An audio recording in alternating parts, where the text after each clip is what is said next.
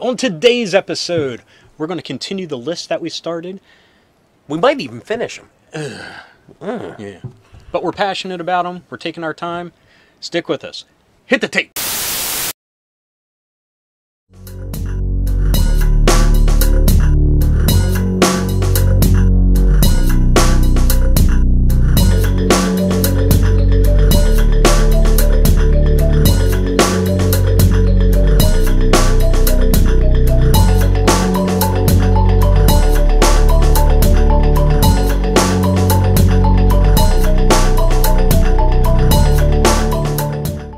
Welcome back.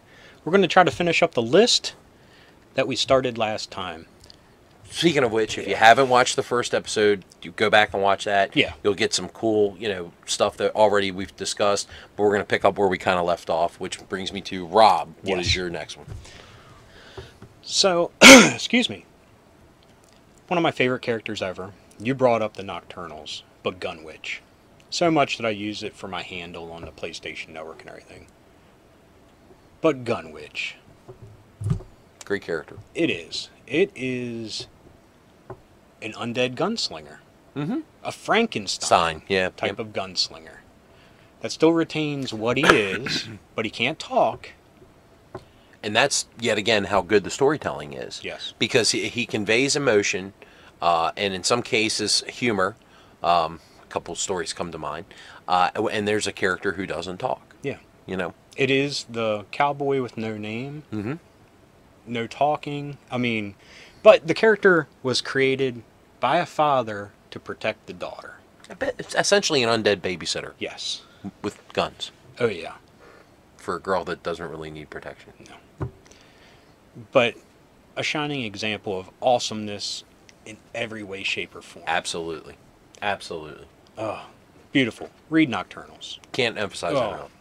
You will not be sorry. You'll fall in love with it. You'll spend half of your life looking for the other stories, which is what we've done, and collect them. Yeah. And by the way, Dan's got a Facebook page. You should like it if you're a Facebook member because he needs the love, and it's just good stuff. Really good stories, good artwork, good stories. Sorry. No. What's next on your list? Not necessarily scary, but I thought it was a really good take on a genre that had been kind of beaten to death. I enjoy the Cloverfield movie, the very first one, and I love the way the monster was handled in it. Yes, because you aspects of him, and it was a great way to build anticipation. Yes, because the way the movie was shot, and I know there's people out there that love that style, hate that style, but to me, I'm not a huge fan of that style. But I liked how it was presented in that film. Yes, it was done properly. Correct. And very well. And even down to the stuff where they're cutting and stopping and the other movie comes in. Mm-hmm. Where they were at the Coney Island together, the girl and the boy, the main love interest. And it picks back up where they're running for their goddamn life. But it adds a lot of flair to that because even the microbes on the monster are just as lethal as the monster. So it handles that whole, how do you care about 3 people running through the streets of New York? Yes. And just trying to get away from something as big as the Empire State's Building. Well, you add a ground effect. So it's one of those films, like the first time you see it, it really made me jump a couple times. Yeah. And I just think it's really well crafted. And we have to thank that movie because it jump-started it did. the American kaiju revolution. 100%. Even though it's been an uphill battle and very slow at that, it at least kicked it off. That we got some great movies like Pacific Rim and Godzilla and the 13 Cloverfield Lane ended up being a wild tied into the world, which is beautiful storytelling. Yeah, I agree. And your next one? Oh, I go back to another book and another one by Robert R. McCannum. Okay. One of my favorite authors growing up, very influential in setting the tone for myself. But it's a character named Billy Creekmore from a book called Mystery Walk. And he's an American Indian boy, and it talks about his growing up with an American Indian mother, a white father. Things weren't always happy at home. Because the mother and her mother and throughout can talk to the dead. So like some he Sixth Sense also type kind of exactly thing. exactly. When I first saw the commercials for Sixth Sense, I was the only person in the world like I fucking have read this already. You know what I mean? Sure. They're nowhere near similar. I This gotcha. is more of a fantasy. Evil forces come in, and it's very interesting. He also ends up meeting a boy when he was a kid as a tent revival person, and they run each other throughout their lives that can, what he can heal people. So it's like one deals with the dead, one deals with the light. And their paths crisscross throughout Yes. I got you. Yeah. But great character, great book, Mystery Walk. It's another one from the 80s. I mean, I honestly can't say I've read anything. So that means you got to dig for some of this stuff, unfortunately. Yeah. Well, I mean, they reprint stuff. Like I said with Wolf's Hour, they're reprinting them with the bland covers and, you know. But anyway, great book. Check it out. Next on your list. Okay. So Clive Barker is, I think, one of the true, real horror movie geniuses. I tend to, if I'm going to watch a horror film, I tend, for whatever reason, to go to Clive Barker. Now, with that being said, when we were growing up, when you bought comics, you would have movies on the back cover or maybe on the inside of the back or inside of the front. But around 86 or 87, I might be off a year or two, but when you were buying random comics, in the middle of this was this gatefold thing Yeah. for a movie called Nightbreed. And in this gatefold thing was all these different characters, and one character in particular just kind of blew my socks off, just the headshot of it. And it was this guy whose face looked like a half moon. And it was, ends up the guy's name's Kinski, but I wanted to see this film. And I couldn't have been more than 10 or 11. I mean that. It couldn't have been much more than that.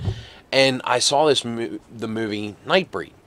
And it was basically because of this comic marketing that they did. Oh, yeah. And honestly, I remember that but we guy, were the perfect market we for it. we were, because it was almost like monster superheroes, for lack of a better term. They all had different realistic type powers, some mystical powers, but they all looked different. They were all a family unit. Some guys look like devils, other ones look like porcupines. Yeah, Pequin, right. One of my favorite characters. He didn't make it to the list, but that character was cool of the fucking cool after seeing that movie. But the visual aspect of that film is what made it really kind of awe-inspiring. But Kinski was one guy in particular that I just thought was just a neat idea, neat concept, and just kind of fell in love with the character more so than anything else. And he had the knives that were moon-shaped. crescent moon knives. And then a thing is a couple years later, they actually did a comic. Yes. And I read the comic until it was canceled, I believe. And yet again, it was really good. It kind of perpetuated the legend. And, if you haven't seen it, it's a great movie, by the way. It's worth a watch. It's 80s awesome. Yes. I think. So I kind of jump back into 80s awesome myself. It is a book, but it spawned an equally awesome movie. But the next character on my list is Reverend Lester Lowe. He is not giving anything away, he is the werewolf in the King novel Cycle of the Werewolf, which they made the movie Silver Bullet, which is one of my favorite horror movies of all time. It's a great movie. It is a great movie. It is. A great movie. It definitely doesn't get a lot of the respect it deserves. But the movie's 30 years old. Yeah. But the inner struggle that they talk about, you get glimpses of it in the movie, but in the novel a little bit. Novelette, which had art by Bernie Wrightson. Beautiful art. Disturbing art. It really fucked me up as a kid. Very bloody, very gory. But it's like an internal struggle, but it's not man to wolf. It's human decency to monster.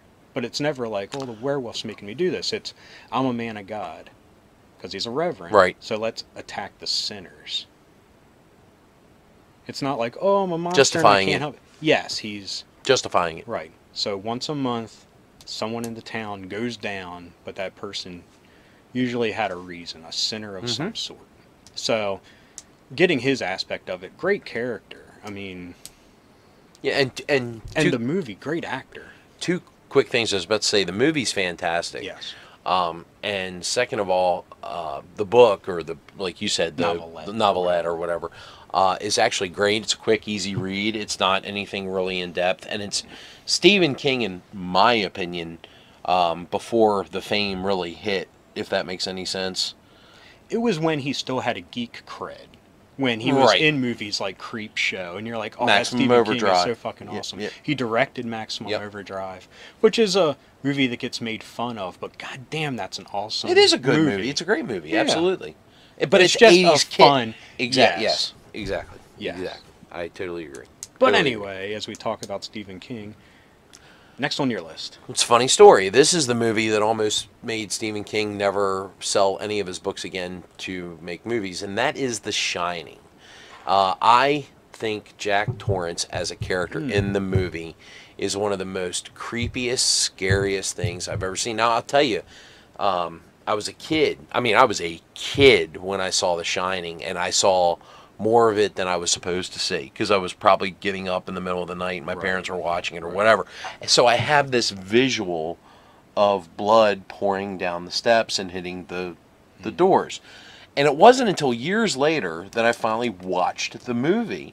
And I know everyone out there is going to say the book is nothing like... I know. I read the book myself.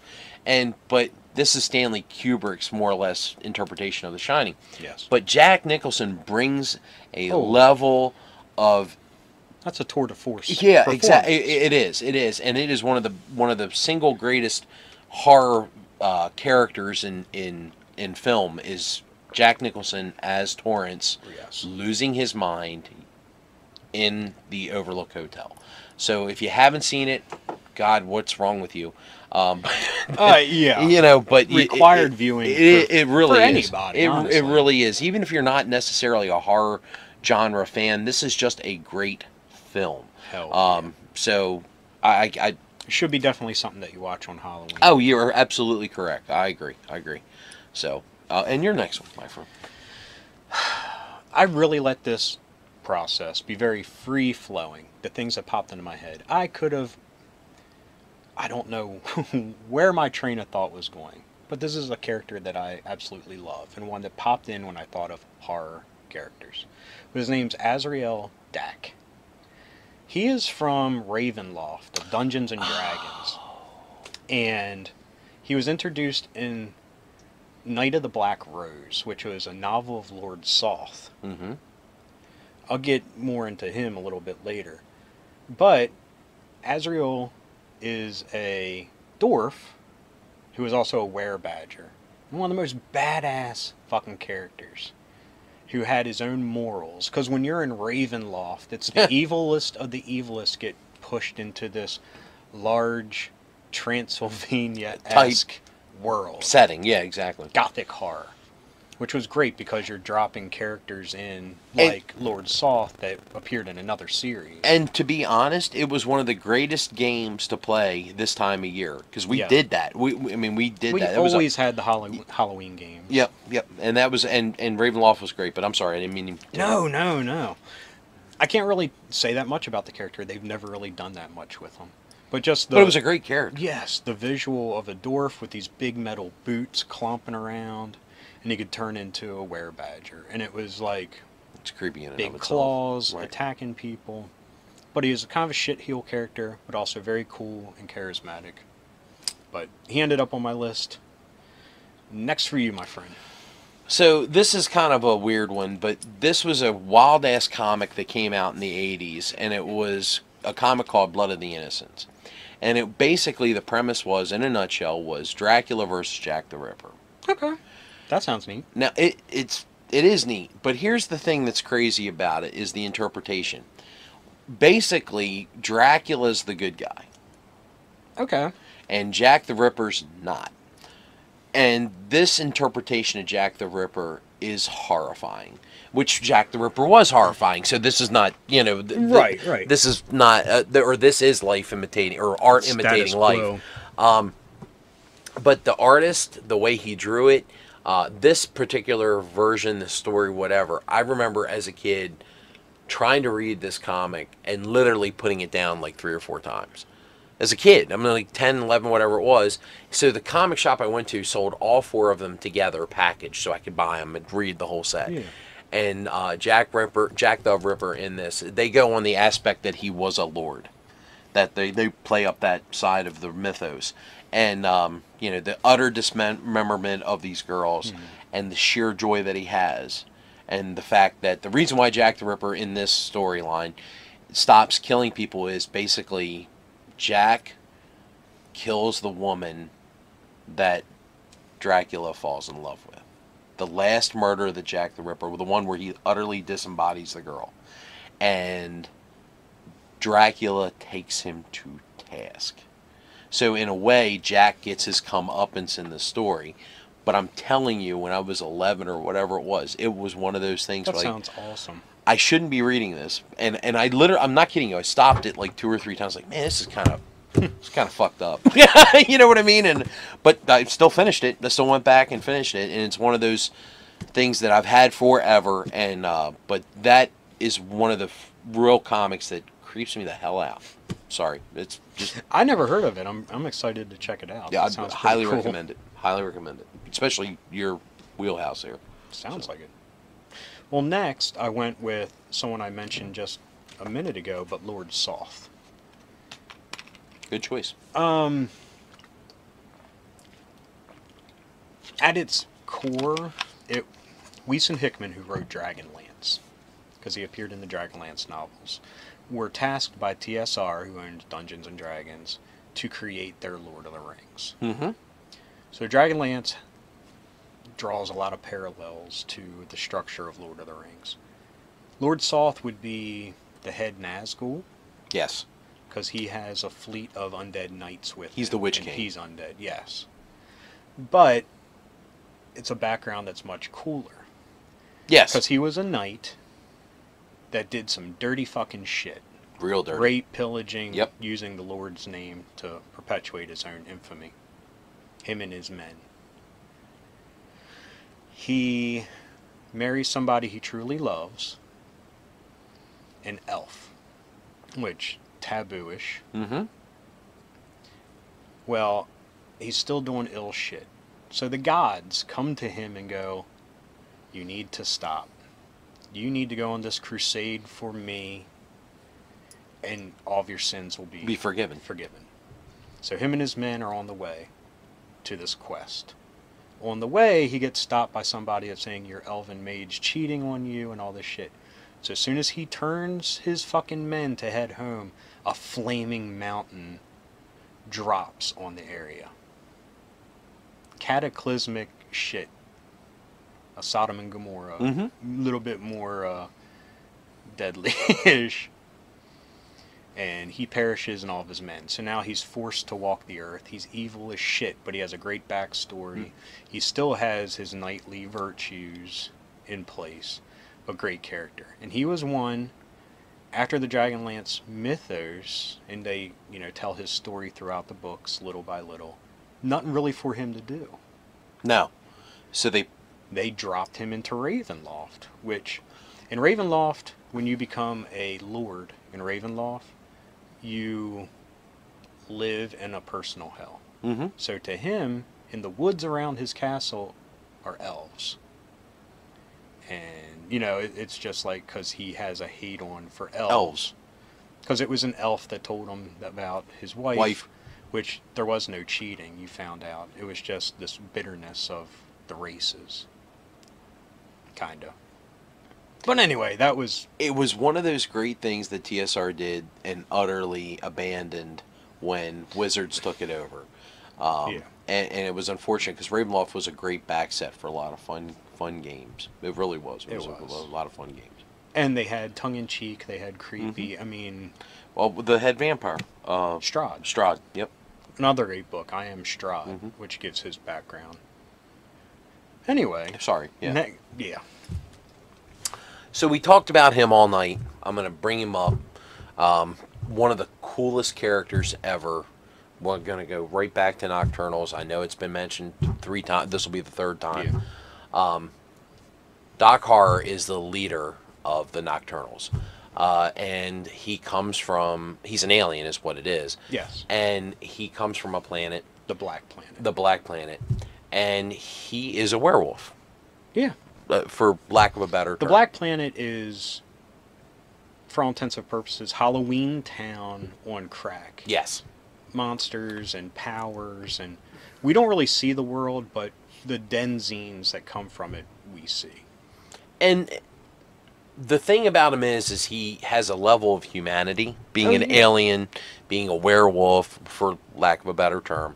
He is someone who cares about his family, and this family is a bunch of misfits, which we've talked about. And Which is our Earth yes, now, and it's just different. First off, I don't mean to take this No, from no, you, no. but the world of Nocturnals is different. There's super science, there's horror in the worlds. Yep. Some people know about them, some don't. You know, it's not just so when our we world. say super science, like we mentioned Firelion in the previous episode, he's a burner made by a Narn K. RNK. And they are individuals that have been granted the ability to generate and Yeah. create fire. There's another character in it called Bandit, who's been crossed with a raccoon. So this is this huge raccoon guy, basically in a nutshell. Rob talked about Gunwedge. Doc Harr's daughter is Halloween Girl, and basically she carries one of these around with toys in it, and she can animate them. And They're spirits. They're She can talk to spirits, but yeah. ghosts. And might be able to talk to ghosts, too, maybe, you know. but she invites them to live in her toys because they're not ready to cross over yet. Correct. And then, I mean, this is just a few of the characters. Yeah. There's the Komodo, Starfish, Polychrome, Starfish. Yeah, these are, but Doc's the glue that holds this whole thing together. Yes. And on top of that, after we've talked about all this, he's a scientist, and he is the main counselor to one of the great crime bosses. Right, because he was his fixer for a while he was looking for his daughter. So if this sounds cool, as we've talked about this all night, yet again, Please check it out. please check it out. And it's just there's nice, beautiful collecteds. Yes. If you want to get something a little nicer, a little higher end. I mean, these things are gorgeous. Black leather bound, gold. You know what I mean? Yeah, I They're, don't have those, unfortunately. but I'm saying Yeah. though, yeah. And if you can't, then get the back issues. They're a buck. Yeah. You know, they're Unfortunately, you can find a lot of them in the quarter bins. Or go on eBay or Amazon. I'd be surprised. You can Set, probably get the yeah. whole set together for, $20 or whatever. But it is going to be one of the best $20 you ever spent, from reading and a visual perspective. And now, Oh, yeah. I'll get off of that soapbox for now. The last one on my list, I tried to stay away from very popular things, but my origins with this character are from the ground roots, but Hellboy. No, I have to. I mean, you. I'm not talking movies or any of that shit. I mean, I was back in the day. Yes, you were. Dark Horse Comics. Yes, you Dark were. Horse Presents, buying 5 issues just to get You the see full that story. hat? That's hat's older than YouTube. Truthfully, Yeah. I mean, That's a 20-year-old. right. hat, if That's what I'm not saying. more. Right. No, you've been down with Hellboy from day one, 100%. Got me into it. Enough interested when the movie came out. I wasn't completely lost. But and you told me where the faults were in that. But no, this is 100% your wheelhouse, man. So, I'm not tooting my own horn or any of that shit, but I'm going to I leave am. it at that because, I mean, Hellboy, people who love him now, it's a good thing. He needs is. to be loved. It's a great character. Excited for the new movie, by the way. Me too. But anyway, So listen, this is our list. This is what we've done. Give us your input. What's your favorite Halloween characters? yeah. Tell us who you like. Either it's just a great character, gives you the creeps, what the fuck ever. Leave some comments. Yep, Give us a follow if you like this kind of shit, because this is what we talk about all the all the time. But until next time, keep being rad, stay dorky. My name's Rob. I'm Chris. We'll catch you next time.